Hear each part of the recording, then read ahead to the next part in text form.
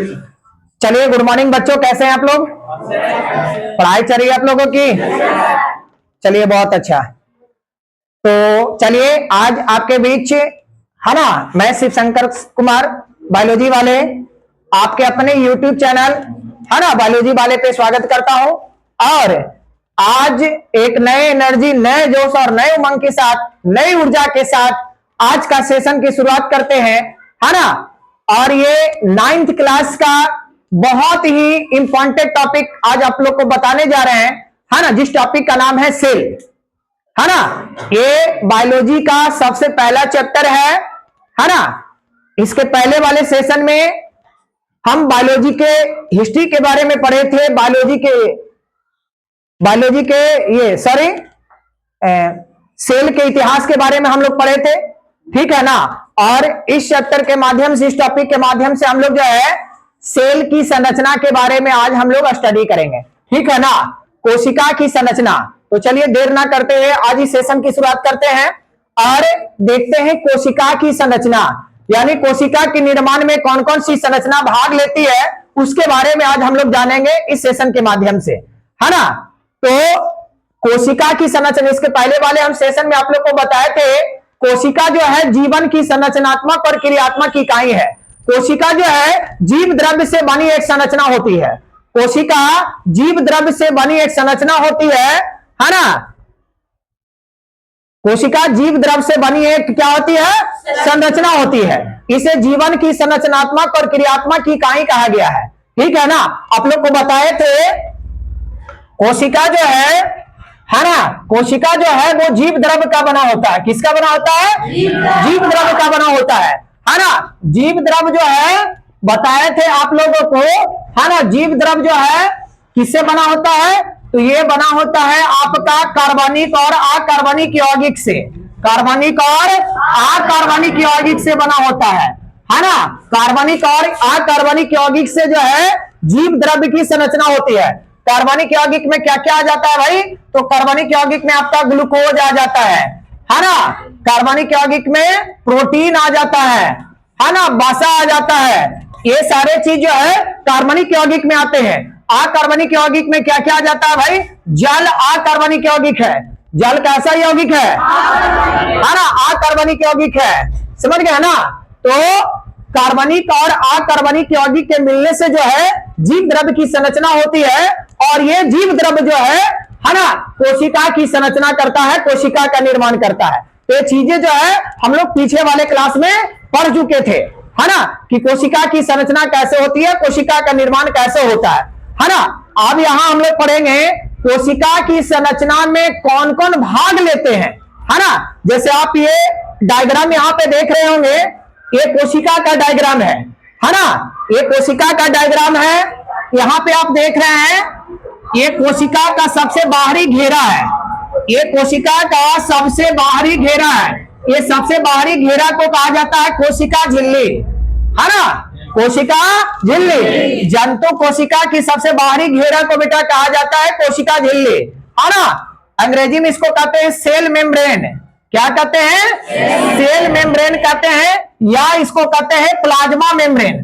Plasma membrane कहते हैं, cell membrane या प्लाज्मा मेम्ब्रेन, ठीक है ना। सेल मेम्ब्रेन या प्लाज्मा मेम्ब्रेन अंग्रेजी में इसको कहा जाता है, हिंदी में कहते हैं कोशिका झिल्ली।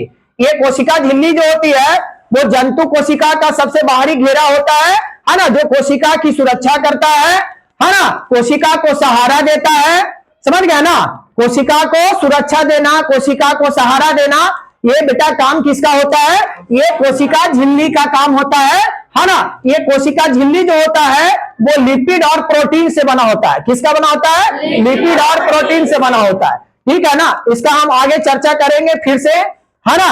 तो अभी विशेष हम लोग जानेंगे ये कि कौन कौन सी संरचनाएं कोशिका के निर्माण में भाग लेती है। तो ये आपका सबसे बाहरी लेयर हो गया, जिसको कहा जाता है कोशिका झिल्ली। क्या कहा जाता है? कोशिका झिल्ली कहा जाता है, ठीक है। इसके बाद ये देख रहे होंगे आप लोग, ये संरचना है माइटोकॉन्ड्रिया। ये संरचना है आपका माइटोकॉन्ड्रिया। माइटोकॉन्ड्रिया जो है कोशिका के लिए ऊर्जा देता है, समझ गए ना। कोशिका के लिए ऊर्जा प्रदान करने का काम जो करता है वो माइटोकॉन्ड्रिया करता है ना। इसलिए माइटोकॉन्ड्रिया को है ना, कोशिका का बिजली घर कहा जाता है, कोशिका का शक्ति घर कहा जाता है। आपसे कोई सवाल करे कि कोशिका का शक्ति घर किसे कहा जाता है, power house of the cell किसे कहा जाता है, power house of the cell is called mitochondria. Mitochondria जो है कोशिका का शक्ति घर है, कोशिका का बिजली घर है। बात समझ में आ रही है? बात समझ में आ रही है? कोशिका का बिजली घर या कोशिका का शक्ति घर माइटोकॉन्ड्रिया को कहा जाता है। और यही माइटोकॉन्ड्रिया जो है कोशिका के लिए ऊर्जा का संग्रहण करता है, और जब भी कोशिका को, जब भी सेल को ऊर्जा की आवश्यकता पड़ती है, ये इसका प्रयोग करता है। ठीक है, आगे हम लोग देखेंगे। ये केंद्रक जो है ना, ये कोशिका का बीचों बीच वाला भाग होता है बेटा, है ना। केंद्रक जो है ना, कोशिका का बीचों बीच वाला क्या होता है, भाग होता है। ये कोशिका विभाजन में मदद करता है। केंद्रक जो है कोशिका विभाजन में मदद करता है। देखिए एक संरचना इसके बीच में है ना, इसको कहा जाता है केंद्रिका। ये छूट गया था आपका, इसका नाम है केंद्रिका, जिसको कहा जाता है न्यूक्लियोलस। क्या कहा जाता है? न्यूक्लियोलस, है ना। इसके भीतर के द्रव को केंद्रक द्रव कहते हैं बेटा। क्या कहा जाता है? केंद्रक द्रव कहा जाता है। ठीक है ना। ये देख रहे हैं, है ना, यहाँ पर पोर है, यहाँ पे छिद्र है ना, इसको कहा जाता है केंद्रक छिद्र। क्या कहा जाता है? केंद्रक छिद्र। केंद्रक छिद्र का काम क्या है बेटा, आगे बताएंगे, है ना। लेकिन अभी थोड़ा सा जान लीजिए, केंद्रक छिद्र का काम है ना, केंद्रक के भीतर और, है ना, कोशिका द्रव और केंद्रक द्रव के बीच पदार्थों का आदान प्रदान जो होता है वो केंद्रक छिद्र के माध्यम से ही होता है बेटा। कोई भी पदार्थ जो है जब कोशिका द्रव में आएगा केंद्रक से, तो वो इसी छिद्र के माध्यम से आएगा। ठीक है ना। इसलिए केंद्रक में एक छोटा सा होल होता है, छोटा सा छिद्र होता है। इस छिद्र को बेटा केंद्रक छिद्र कहा जाता है ना, केंद्रक पोर कहा जाता है ना। ये केंद्रक पोर जो है कोशिका, है ना, केंद्रक द्रव और कोशिका द्रव के बीच पदार्थों का आदान प्रदान करता है बेटा। ठीक है ना। ठीक है, बात समझ में आ रही है? आगे आप लोग को बताएंगे इसका फंक्शन, इसका क्या कार्य है जो। ठीक है ना। अभी फिलहाल इतना ही जानिए, है ना। आगे फिर बताएंगे आप लोग केंद्रक का क्या क्या काम है भाई, है ना। ये केंद्रक जो है पैतृक गुणों के, है ना, पैतृक गुणों के संचरण में भी भाग लेता है बेटा। क्योंकि केंद्रक के, है ना, केंद्रक में जानते हैं क्या होता है, केंद्रक में होता है आपका, है ना, गुणसूत्र। जब केंद्रक का विभाजन होता है तो विभाजन के फलस्वरूप जो है ना, विभाजन के फलस्वरूप इसके भीतर क्रोमैटिन जालिका होती है ना। इसके भीतर जो है इस तरह से क्रोमैटिन जालिका होती है। ये क्रोमैटिन जालिका जब टूटती है ना, तो गुणसूत्र में कन्वर्ट हो जाता है, गुणसूत्र बनाता है। और गुणसूत्र जो है एक प्रकार का जेनेटिक मटेरियल है, एक प्रकार का आनुवांशिक पदार्थ है। ये पदार्थ बेटा, ये पदार्थ जो है आनुवांशिक गुणों का वहन करता है पीढ़ी दर पीढ़ी, जनरेशन बाय जनरेशन। तो आगे चल करके हम इसके बारे में आप लोग को विस्तार से चर्चा करेंगे। ठीक है, चलिए। तो केंद्रक के बारे में हो गया। देखिए दो तरह का बेटा अंतःप्रदब्ध जालिका होती है। एक होता है खुरदरी और दूसरा होता है चिकनी। ठीक है, एक बिल्कुल चिकनी होती है और दूसरा खुरदरी होती है। खुरदरी क्यों होती है बेटा? क्योंकि इसके ऊपर राइबोसोम बैठा होता है। इसके सतह पर कौन बैठा होता है? राइबोसोम बैठा होता है बेटा, है ना। राइबोसोम की उपस्थिति के वजह से क्या होता है ना, ये खुरदरी हो जाती है। क्या हो जाती है? और इसके ऊपर राइबोसोम नहीं होता है, तो वो क्या हो गया? चिकनी। तो चिकनी अंतःप्रदब्ध जालिका और खुरदरी अंतःप्रदब्ध जालिका। There are two types of endoplasmic reticulum, है ना। There are two types of endoplasmic reticulum. ठीक है, स्मूथ इंडोप्लाज्मिक रेटिकुलम एंड, है ना, रफ इंडोप्लाज्मिक रेटिकुलम। चिकनी अंतःप्रदब्ध जालिका और खुरदरी अंतःप्रदब्ध जालिका, दो तरह का प्रदब्ध जालिका होता है। ठीक है, बात क्लियर हो रही है? आगे बताएंगे इसके बारे में, इसके फंक्शन के बारे में बताएंगे आगे। इसके ऊपर देख रहे हैं ये संरचना जो है दानेदार संरचना, ये राइबोसोम है। Ribosome is a protein factory of the cell, है ना। राइबोसोम जो है प्रोटीन फैक्ट्री का, है ना, प्रोटीन फैक्ट्री कहा जाता है क्योंकि ये कोशिका के लिए प्रोटीन का निर्माण करता है बेटा। राइबोसोम जो है कोशिका के लिए प्रोटीन का निर्माण करता है, ये प्रोटीन बनाता है। समझ गया ना, इसलिए इसको प्रोटीन की फैक्ट्री कहा गया। किसको?